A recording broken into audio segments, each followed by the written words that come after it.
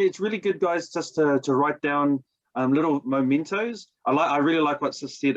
Sell yourself to yourself, because that is one of the things that's the essence of what people buy into. They buy into you. So there's another saying that goes, fake it till you make it. But I remember talking to this person in Auckland at a hotel, and I said, what do you think of that? She was a cleaner, and she was also a receptionist. And she said, I don't like that. And I said, neither do I. Something about it doesn't sit with me right. And she said, I'm a Christian, and she says, I think faith it till you make it. And I thought, wow, that's so good. Yeah. So sell yourself on yourself, because you'll show a faith-filled life which people will be inspired by.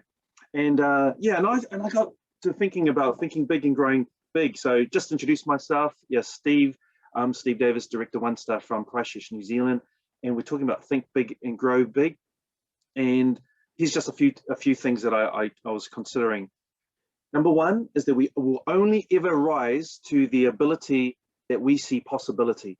So there's a Bible verse that sits very closely with that, from Proverbs 29 verse 18, and it says, without a vision, the people will perish, or they're cast off restraint. That means they'll just do anything, and most likely they'll go nowhere. I mean, just imagine jumping in your car, going for a walk out your door, getting on a plane and not having a destination. You'd go aimlessly, and that's good for fun, but imagine doing that every day for all your life, and getting nowhere. It would get tiresome.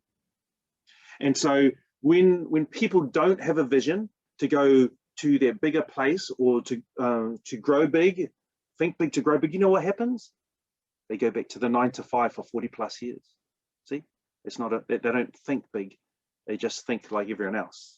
They're eating the fitness they won't care about, and so they will balloon up and wonder what's happening, and the motivation will go low, and so on. What about they will settle for certificate relationships? Probably you've never heard of that, right? Certificate relationships. That means they'll get into, I made it, I've got the certificate for marriage, for example, and then after that they'll let themselves go. They think that's it, and then they'll let their weight go. They won't spend time with their spouse or partner, the person they're growing with, the person that they were growing up to that point. They think they've made it. They don't have a vision to realize that relationships are actually meant to grow all your life. That's even the Bible talks about the relationship. Jesus likens the relationship to a marriage. A relationship to a marriage is not, oh, I've made it with Christ. It's meant to be the most prominent, wonderful relationship in the whole world. And how is that? Well, that's because it's vibrant and it's meant to grow all your life. But if you don't have a vision, you'll see yourself as a certificate. I've made it, and you won't go very far. And the same as it was also, if you look at other areas like online versus offline. If you don't have a vision to see when the digital age, you'll keep living the offline style, the 9 to 5. So it's really important to be able to think bigger so that you can go further. Otherwise, you know what will happen? You won't be inspired, and instead, by the end of your life, you'll expire. If you're not inspired when you get to the expiry date of your life, you'll look back with regret. So to bring it to a close, for just thinking about all these things we're talking about this morning, is we're only limited by whatever that we can see, hear, feel, and believe. You believe that? Because, and let me share this quote, and I wonder if you can guess who said this.